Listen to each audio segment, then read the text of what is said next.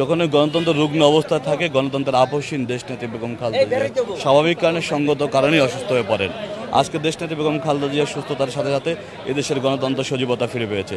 আর একইভাবে জিয়া পরিবার এদেশের গণতন্ত্রের আপসহীন নেতৃত্ব দিয়েছেন।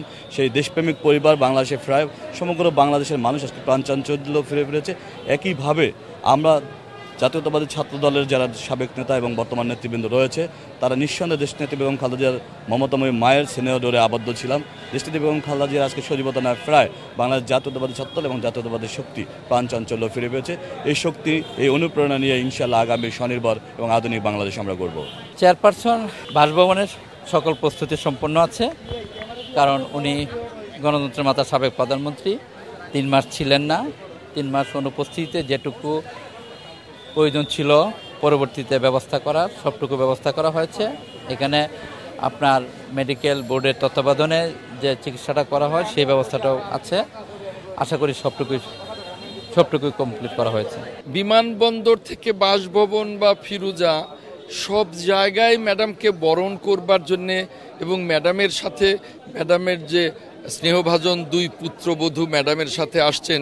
একজন বাংলাদেশের অত্যন্ত মেধাবী সন্তান, বাংলাদেশের অত্যন্ত সম্ভ্রান্ত পরিবারের সন্তান, তার বড় পুত্রবধূ ডাক্তার জুবাইদা রহমান, তিনিও বাংলাদেশে ফিরছেন।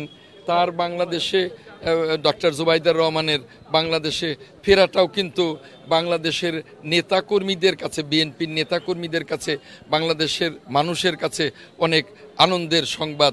তারাও আশা করছেন যে এই 2 পুত্রবধূকে নিয়ে যে ম্যাডাম দেশে ফিরছেন, প্রিয় নেত্রী দেশনেত্রী ম্যাডাম খালেদা জিয়া দেশে ফিরছেন, এটা বাংলাদেশের মানুষ এটাকে শুভ সংবাদ মনে করছেন।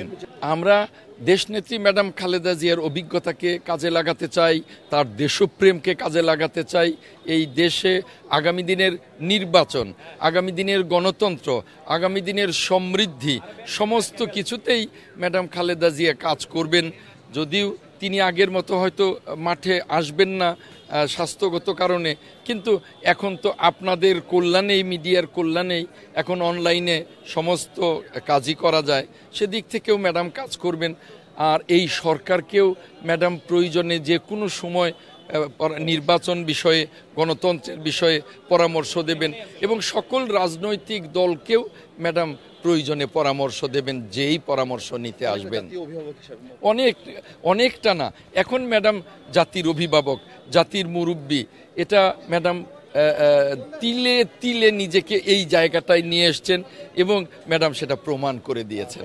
একটা দেশের গণতন্ত্রায়নে যখনই সরকার সহযোগিতা করবেন, যখনই রাজনৈতিক দলগুলো সহযোগিতা করবেন, তখনই কিন্তু গণতন্ত্র শক্তিশালী হয়।